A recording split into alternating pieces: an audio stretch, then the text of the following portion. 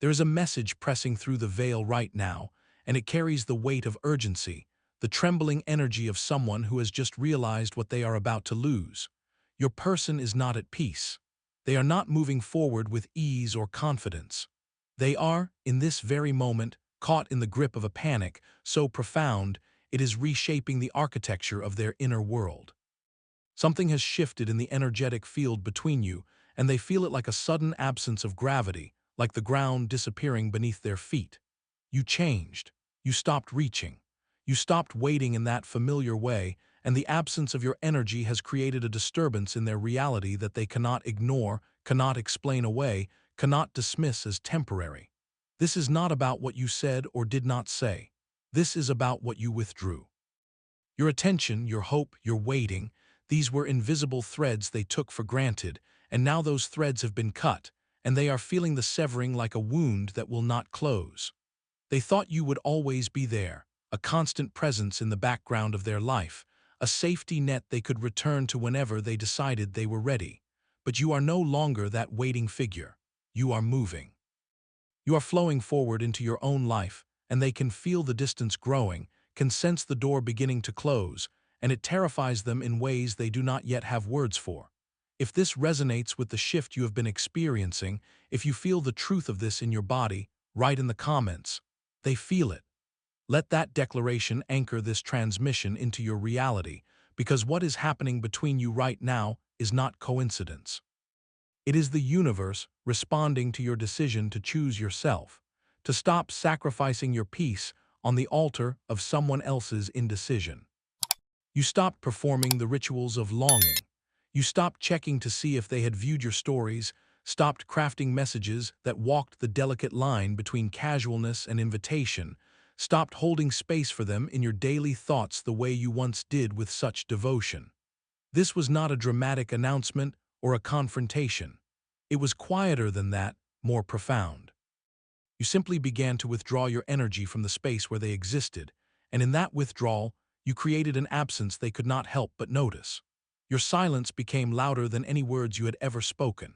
Where once they could feel your attention like a warm light always available to them, now there is only neutral space, and that neutrality is more unsettling to them than anger would have been, more destabilizing than sadness. Because anger and sadness still mean you care.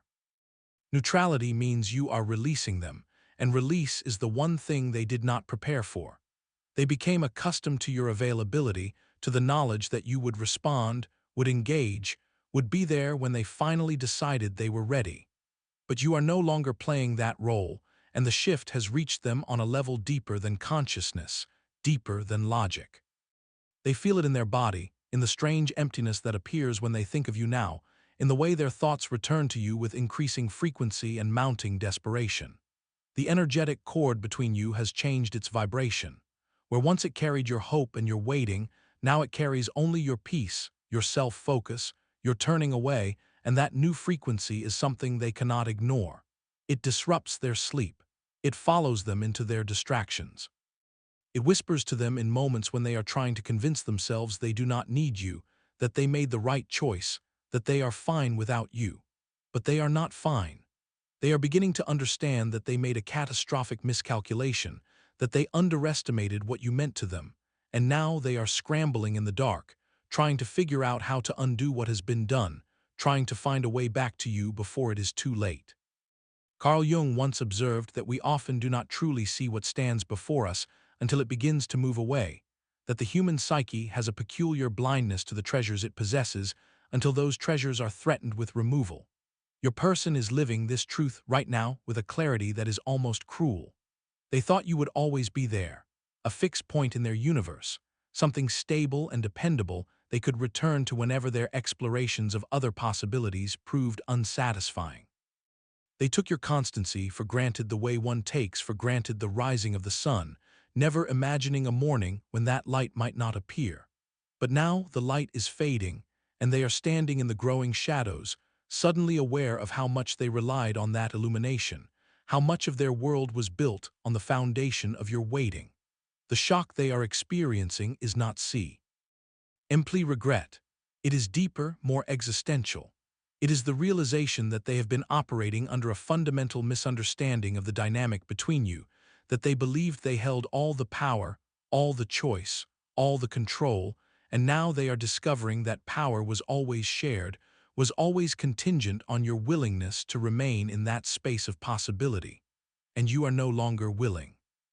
You were the constant they took for granted, the emotional safety net that allowed them to take risks, to explore, to keep their options open without consequence. They did not value the gift of your patience because it cost them nothing, because you gave it so freely. But now that gift has been withdrawn, and they are feeling the loss of it like the loss of a limb, like a sudden amputation that leaves them off balance and disoriented. They are beginning to replay the moments they dismissed you, the times they chose someone else or something else, the opportunities they had to choose you and chose instead to keep you waiting. Those moments are haunting them now with a vividness that makes sleep difficult and peace impossible. They see your face in their mind with a frequency that frightens them. They hear your voice in their memory, the tone of it when you were hopeful, when you still believed in them, and the contrast between that remembered warmth and your current distance is a source of pain they did not anticipate. They are realizing slowly and with mounting horror that they might actually lose you, that this might not be a temporary phase or a tactic, that you might genuinely be done. They are obsessed with you in a way they have never been before, and the obsession has the flavor of desperation rather than desire, the quality of someone grasping at something slipping through their fingers. Their thoughts return to you constantly, unbidden and relentless, interrupting their focus, invading their attempts at distraction, refusing to be quieted by logic or willpower. They replay conversations you had months ago, searching for clues they missed, for signs of this ending they did not see coming. They scroll through old messages, old photos, old evidence of the connection that existed between you, trying to understand the exact moment when they lost you, trying to pinpoint where things went wrong. They compare everyone they encounter to you, and everyone falls short. This is not romantic nostalgia. This is the painful recognition that you offered them something rare, something they will not easily find again, and they squandered it through their indecision, their fear, their need to keep their options open. The people they meet now feel flat, dimensionless, lacking the depth and resonance that characterized their interactions with you.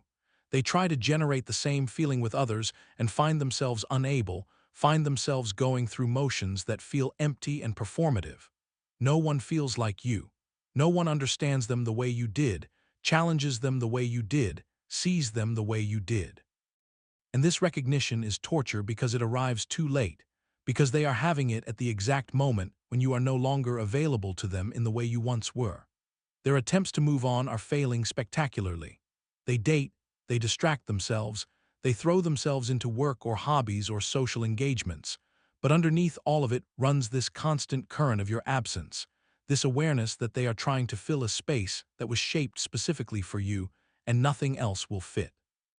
They are beginning to understand that they made the wrong choice, that their fear of commitment or vulnerability or whatever kept them from choosing you was not wisdom, but cowardice. And now, they are paying the price for that cowardice in sleepless nights and a restlessness that follows them everywhere. There is a principle in both physics and metaphysics that speaks to the nature of voids, the way empty spaces exert their own kind of force, create their own gravity. When you withdrew your energy from your person's field, you did not simply remove something. You created an absence that actively pulls at them, a hollow place where your presence once resided, and they can feel that hollow space with an intensity that grows rather than diminishes with time. This is the paradox of energetic withdrawal. The less you give, the more powerfully they feel your absence. Where your energy once filled them, provided them with a sense of being seen and valued and desired, now there is only this echoing emptiness, and they are discovering that emptiness is far more difficult to ignore than presence ever was. They try to fill it. They try to replace what you provided with substitutes, with the attention of others, with accomplishments, with distractions, but nothing fits into the space you left behind, because that space was carved by the specific shape of your energy, your frequency, your unique way of seeing tea. It is like trying to fill a wound shaped by one blade with a different instrument entirely. The mismatch is obvious and painful. They feel restless in their own skin, unsatisfied by things that used to bring them pleasure, haunted by the sense that something essential is missing from their life. And that something is you.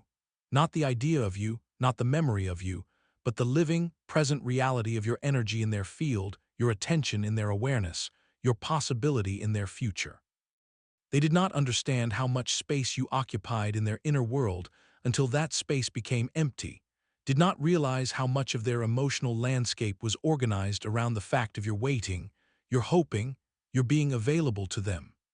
Now that landscape has been reorganized around your absence, and they are lost in it, wandering through a territory that no longer makes sense to them.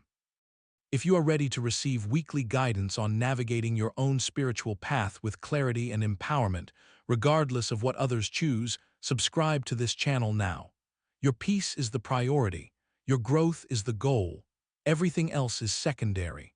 The void they feel is not your responsibility to fill. It is their teacher, their mirror, their opportunity to understand what they lost.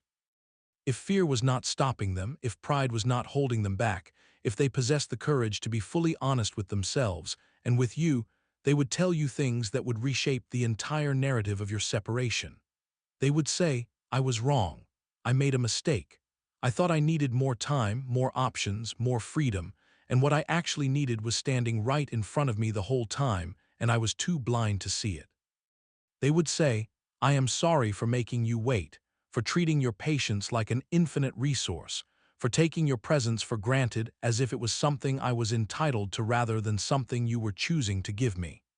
They would say, "I think about you constantly, obsessively, to the point where it interferes with my ability to function, to focus, to find peace in anything I do."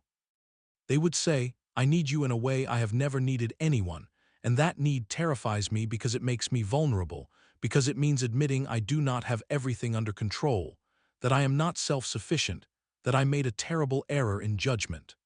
They would say, "Everyone I meet is a pale shadow of you, and I am exhausted from pretending otherwise, from trying to convince myself that what we had was not unique, was not irreplaceable." They would say, "I was a fool, and I am paying for that foolishness every single day, in every moment when I reach for my phone to message you and remember that I no longer have the right, in every moment when something happens and my first instinct is to share it with you and I realize I cannot." But they do not say these things, not yet, because saying them would require a level of vulnerability they have not yet accessed, would require dismantling the protective walls they have built around their heart, would require admitting defeat in a battle they did not even realize they were fighting. So instead, they stay silent, trapped between their desire to reach out and their fear of your rejection, between their need for you and their pride, between what they feel and what they can bring themselves to express. Pride says you do not chase, you do not beg, you do not admit you were wrong, you maintain your position, your dignity, your illusion of control. Love says none of that matters, reach out, be honest. Risk the rejection because living with the uncertainty is worse than knowing. Fear of rejection says, what if they have moved on? What if your message is unwelcome? What if you expose your need and they respond with indifference or cruelty? Fear of loss says, but what if you do nothing and lose them forever? What if your silence is the final nail in the coffin of this connection? What if you wake up one day and discover they have genuinely moved on, have found someone else, and your chance is gone completely?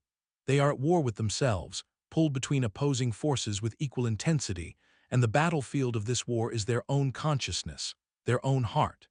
Every day they wake up intending to reach out, composing messages in their mind that never make it to their fingers, rehearsing conversations that never happen. And every night they go to sleep with the weight of that unexpressed communication sitting on their chest like a stone. The internal battle is exhausting them, fragmenting their focus, making it impossible for them to commit fully to any direction because part of them is always oriented toward you, always wondering, always hoping, always fearing. Jung understood that the psyche in conflict with itself creates a kind of paralysis, that when the conscious will and the unconscious desire are pulling in opposite directions, the result is stagnation, suffering, and inability to move forward in any authentic way. Your person is living in that paralysis right now, stuck between what they think they should do and what they desperately want to do. And that paralysis will continue until one force becomes strong enough to overcome the other, until either their pride finally shatters under the weight of their longing or their fear of loss becomes greater than their fear of vulnerability. That moment is coming. The internal pressure is building to unsustainable levels. Something will break. The question is not whether they will reach out, but when, and what will finally tip the scales, what will finally give them the courage or the desperation to cross the distance they created. There are patterns that emerge when someone is preparing to breach the silence they have maintained, when the internal battle is reaching its conclusion and action is imminent.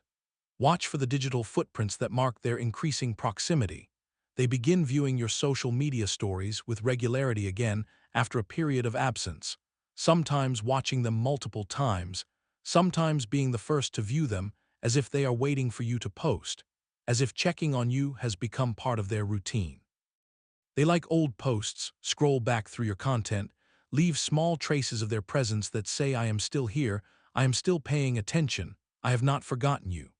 They may reach out indirectly, through mutual friends, asking casual questions about how you are, what you have been doing, whether you are seeing anyone, trying to gather intelligence without exposing themselves to the vulnerability of direct contact. They may engineer situations where you might encounter each other, show up at places they know you frequent, create opportunities for accidental connection that are anything but accidental. But beyond these external signs, there are energetic indicators that are even more reliable if you are attuned to them. You may find yourself thinking of them suddenly and intensely, out of nowhere, as if their consciousness is reaching toward you across the distance. You may dream of them with a vividness that feels more like visitation than imagination. You may feel a shift in the atmosphere around you, a sense of something building, something approaching. These are not coincidences. These are the ripples that precede their reaching out, the energetic preparation that happens before the physical action. The collective unconscious connects all souls, and when someone is directing intense thought and emotion toward you, you feel it, even if you cannot name what you are feeling. They are composing and deleting messages. They are starting conversations with you in their mind. They are rehearsing what they will say, how they will say it, trying to find the exact right words that will undo the distance between you. And all of that mental and emotional activity is generating a frequency that you are picking up on some level, whether you realize it or not. If you feel their energy shifting toward you, if you sense something changing in the field between you, share this transmission with someone who is also waiting for their person to find the courage to return. Let this message reach the ones who need to hear it. Your intuition is correct. Movement is happening beneath the surface. The question is only when it will break through into visibility. But here is the truth that matters more than anything about their panic, their regret, their impending return. You hold the power now. Not in a manipulative sense, not in a way that requires you to play games or withhold or punish, but in the deepest sense, you hold the power to choose what serves your highest good, and you are under no obligation to make that choice based on their readiness or their timing or their belated recognition of your value. You do not owe them your waiting. You do not owe them the guarantee that you will be available when they finally muster the courage to reach out. You do not owe them the suspended animation of your life while they work through their fears and their pride and their confusion. Your peace is the priority. Your growth, your joy, your forward movement into the life you are meant to live. These are the things that matter most, and if their return aligns with that path, then perhaps there is space for reconnection.